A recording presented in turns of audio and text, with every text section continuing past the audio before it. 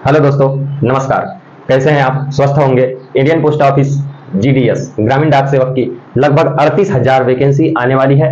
अगले महीने से इसका फॉर्म भरना शुरू हो जाएगा। कौन कौन इसमें फॉर्म भर पाएगा और कैसे इसका सिलेक्शन प्रोसेस होता है, मैं इसकी आप सभी को सही जानकारी देने वाला हूं। चलिए, यदि आप मेरे चैनल पर फर्स्ट टाइम आए हुए हैं तो मैं आप सभी का हार्दिक स्वागत, वंदन, अभिनंदन करता हूं।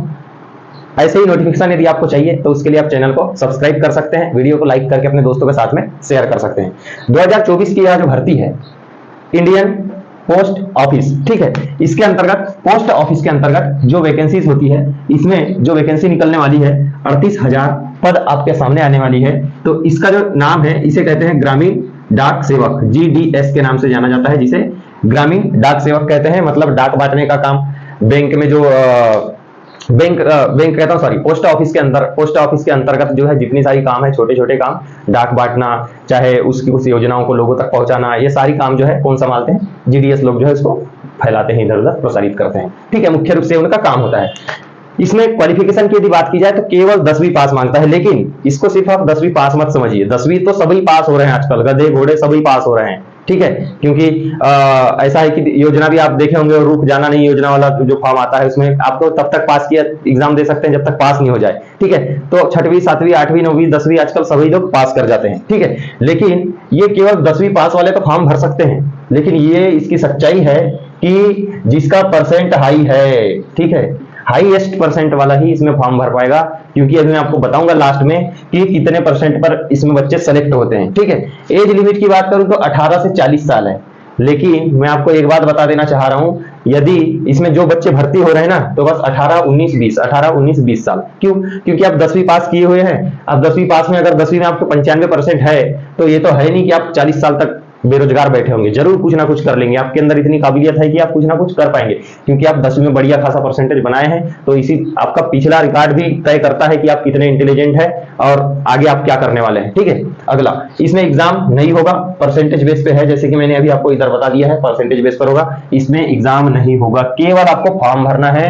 और फॉर्म फीस की अगर मैं बात करूं तो फी की अगर बात करूं तो ओबीसी, जनरल और ईडब्ल्यूएस, ओबीसी, जनरल और ईडब्ल्यूएस आपको फीस देना है 100 रुपए।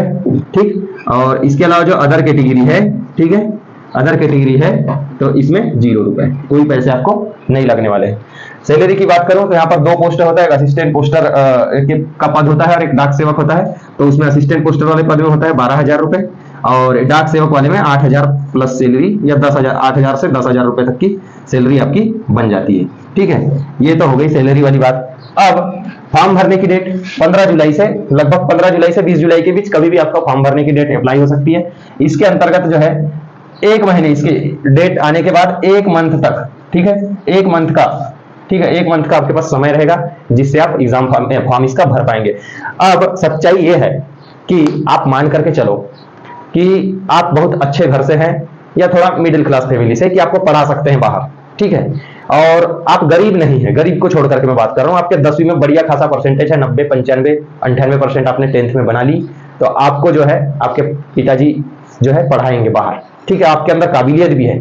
आप जब 10th में अच्छा स्कोर परसेंटेज किए हुए हैं तो ऑब्वियसली 12th में भी अच्छा ही किए होंगे, और आपका टैलेंट झलक रहा है तो आप बाहर जाकर के पढ़ाई करेंगे, जरूर करेंगे, और कहीं ना कहीं आप नौकरी ले लेंगे, या नौकरी नहीं भी लेंगे तो कुछ अच्छा कर लेंगे, मल्टीनेशनल कंपनी में या किसी प्राइवेट बिजनेस में या जॉब में। ठीक है, कहीं किस्मत आजमा के आप कुछ ना कुछ कर ही लेंगे। ठीक है, और कोई रईस है बड़े परिवार से, तो वो तो ऑब्वियसली भेजेगा ही नहीं अपने बच्चे को यहाँ। ठीक है, 10वीं 12वीं में। लेकिन हर एक मतलब गांव क्षेत्र से 2-4 बच्चे ऐसे होते हैं जो एकदम गरीब परिवार से तो रहते हैं, लेकिन 10वीं में वो टॉप कर जाते हैं, सेकंड टॉप, थर्ड टॉप जो है वो हो जाते हैं। हर एक जिले में देखना, या हर एक तहसील में देखना, या अपने गांव के अगल बगल में देखना, कहीं ना कहीं कोई जो है बढ़िया खासा परसेंटेज बना लेता है 10th में, तो उनका सिलेक्शन इसमें होता है। अब उनकी मजबूरी हो जाती है कि एक तो गरीब है, उनको नौकरी चाहिए और ये करना है। ठीक है, तो वो यदि फॉर्म भरते हैं तो ये इसमें जो है सिलेक्शन हो जाता है उनका। उसके बाद फिर उनका जो भविष्य है वो केवल इसी में फंस जाता है, डाक बांटने में और इसमें उसमें।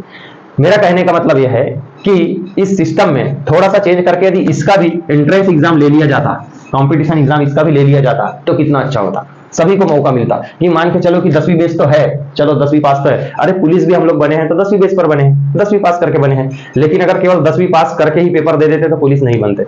10वीं पास करने के बाद 11वीं 12वीं पास किए, उसके बाद ग्रेजुएशन किए, ठीक है, उसके बाद अनुभव लिया, कोचिंग किया, कंपटीशन एग्जाम की तैयारी किया, तब जाकर के पद मिली है। लेकिन इसमें वो सब नहीं है, डायरेक्ट यदि आपका 10वीं में अच्छा खासा परसेंटेज है तो आप सिलेक्शन ले लो। मेरा मानना ये था, मेरे कहने का मतलब है कि जैसे रेलवे के बच्चे हो गए, पुलिस के बच्चे हो गए, धरना वरना प्रदर्शन वगैरह करके जो है अपना काम कर लेते हैं, लेकिन इसमें ऐसा कुछ नहीं। इसमें क्या है कि वो जो बच्चे होते हैं 9वीं 10वीं पास करे हुए, उनको केवल बस फॉर्म भर देना रहता है और आप सीधे सिलेक्शन ले लो, धरना भरना से कोई मतलब है नहीं। लेकिन मेरे हिसाब से इसमें कंपटीशन एग्जाम होना चाहिए। आप क्या कहते हैं, क्या इसमें कंपटीशन एग्जाम होना चाहिए? चलिए, यदि आपके भी अच्छे परसेंटेज है तो फॉर्म भरना।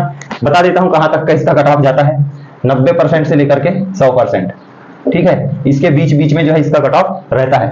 कहीं कहीं पर किसी दूसरे राज्यों में कम कट ऑफ भी रहता होगा, हो सकता है 80% पे हो जाए, ठीक है। कहना चाहिए ST SC कैटेगरी से, ठीक है। तो यानी 80% प्लस है तो आप इसमें अप्लाई कर देना, हो सकता है आपका नाम आ जाए। चलिए, धन्यवाद। जानकारी कैसी लगी मुझे बताना और चैनल को एक बार सब्सक्राइब कर देना। आप सभी का दिन शुभ हो। राम राम।